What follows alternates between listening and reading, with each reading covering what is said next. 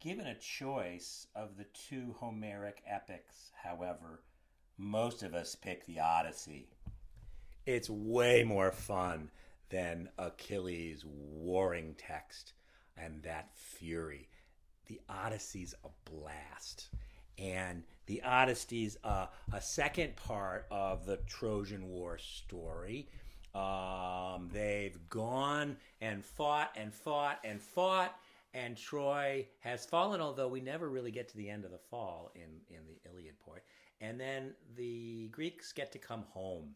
The Achaeans get to come home after the war, and one of the best ones, our man Odysseus, comes back, and the Odyssey tells the story of his voyage back from the Battle of Rome to Ithaca, his home, and to his lovely beloved Penelope.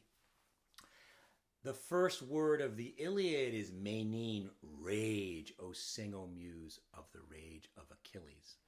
The first word of the Odyssey is andro, man. O muse, let me sing of the man and his clever turning and wily ways to get home. So the Odyssey has a very, very clear character, this character, Odysseus. Also a war hero, a friend of Achilles, a fighter at Troy. But the fun part about the Odyssey is it's not at all a straight trip. It's not like off we go to Istanbul and we're back in Ithaca in a day across the Mediterranean. In fact, the gods are mad. Poseidon, who's on Troy's side, is pissed off at Odysseus in all kinds of ways, hinders, corrupts, and stumbles his way back home. So one of the things about the Odyssey as a Homeric epic is that what could be better than a road trip to weave together all these different tales that are out there circulating.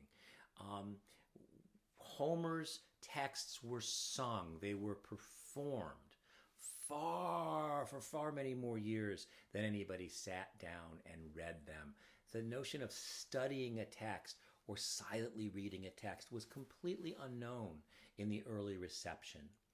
To get a sense of what it sounded like, you can play that cute little Eminem clip and you can actually hear the meter, the rhythmic feet of the Greek being sung with a lyre. That's how it would have sounded like. They would have been sitting there, a rhapsode. We have the word rhapsody, rhapsodic. A rhapsode is the Greek word for the performer, the poet who's singing out the stories. And they would have been standing there with some form of a lyre, a small harp. They would have been plucking and plucking and plucking. And no, they wouldn't have sat there for hours and hours and hours telling the whole story of Achilles' raging battles at Troy. They would not have sat there telling the whole story of Odysseus's winding tale, but they would have told them bits and pieces of stories that everybody already knew, but loved to hear again in the way that we would look at an old favorite movie, or that we would recount a favorite song, or that we tell the stories again and again. Every Christmas, Christians and non alike are telling a story about a manger and a baby and a baba sheep. The story that we knew it before we knew it, because it's been told and retold so many times. So that's also the case with the tales from the Odyssey. And the tales from the Odyssey are just fabulous. They're fantastic. They are dramatic, and they're a riot. And so I've asked you to look more closely at Book 9, which is the story of Polyphemus, the Cyclops, the one-eyed giant. And many of you already know the story, but it's such a great effing read. To give you a second, I actually have my version here. Book 9, Book 11, here we go. So first of all, at the beginning, you get these great Homeric proclamations. So this is the edition by Fagles. You can get to access this online. It's a good recent translation. It doesn't try to do the poetic work that Pope's does. that you saw with the Iliad, but it's, it's almost readable. But we have at 20. This is the speaker telling the story. Odysseus, the man. He's both the hero of his story. He also tells a lot of the tales himself. He's also someplace telling a tale about someplace else, telling a tale about someplace else, someplace else. It's very, very mixed up in these oral forms where there's a frame around a frame around a frame for the story to be told, which makes it hard to understand a chronology of how things happened, but easy to pluck a tale out of any place for the appropriate retelling should it be asked for. But here's how he introduces himself. I am Odysseus, son of Laertes, known to the world for every kind of craft. My fame has reached the skies. Sunny Ithaca is my home. Atop her stands our sea mark, Mount Neriton's leafy ridges shimmering in the wind. Around her a ring of islands circle side by side. Dulcion, same, wooded Zycanathus too, but mine lies low and away, the farthest out to sea, rearing into the western dusk while the others face the eastern breaking day. Mine is a rugged land, but good for raising sons, and I myself know no sweeter sight on earth than a man's own native country. Like what? It's like it's proud, it's arrogant, and it's a little travelogue for Ithaca. Rugged, sunny, but good for raising sons. So all of that information, this geography, Mount Neriton, wooded Zacynthus, Dulcion. This is the way that in an oral tradition, geography and maps are shared. They're shared within these little, where is he from? Hey, dude, I'm Odysseus from Ithaca. And by the way, let me give you a quick little geography of where Ithaca is, why it's good, what's around it, and so on and so forth. So again, this is one of these great ways we read and go, why is he going on for 7 lines about the geography of southern Greece? Well, because in an oral culture, these little geographies, these lists are how the poem becomes the encyclopedia through which geography is taught. So we have these encyclopedic tirades that we show up in oral texts like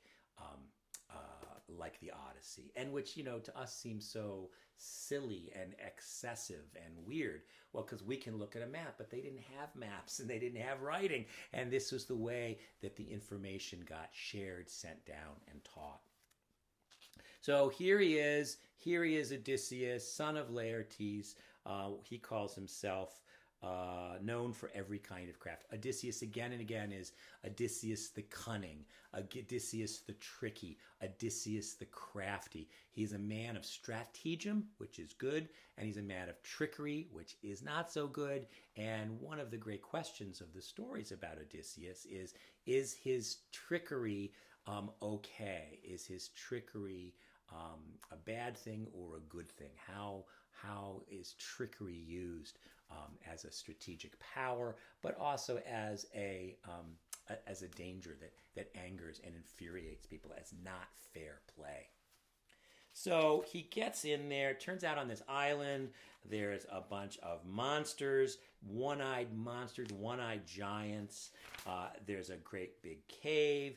There's all of these. When young Dawn with her rose-red fingers shone once more, Dawn with her rose-red fingers. It's repeated. This epithet, Dawn with her red rose fingers, is a way of both marking time in the story, but using this Homeric epithet to help the meter of the spoken song be regular.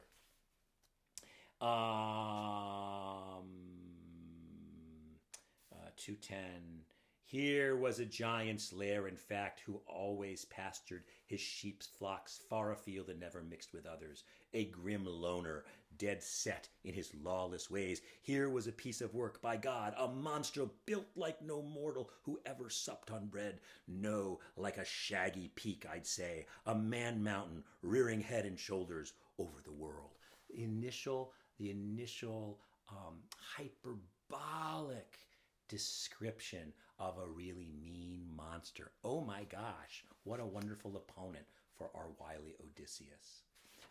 He's not just a big mean guy, he's like a mountain. These exaggerated, delicious descriptions. He comes in, 12 of them are in there feasting on his stuff. The Cyclops comes in, you may know, he rolls the boulder, they're trapped within, and rightly so, Odysseus steps up, claims themselves as men of Atreides, Agamemnon, whose fate is the proudest thing in the earth. He identifies them as warriors returning from Troy. But since we've chanced on you, I'm at line 300, but since we've chanced on you, we're at your knees in hopes of a warm welcome, even a guest gift, the sort that hosts give strangers. That's this custom. Respect the gods, my friend. We're suppliants at your mercy.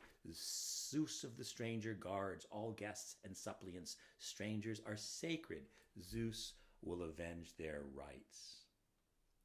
And the Cyclops goes back. Strangers, he grumbled back from his brutal heart. You must be a fool, stranger, or come from nowhere telling me to fear the gods or avoid their wrath. We Cyclops never blink at Zeus or at Zeus' shield.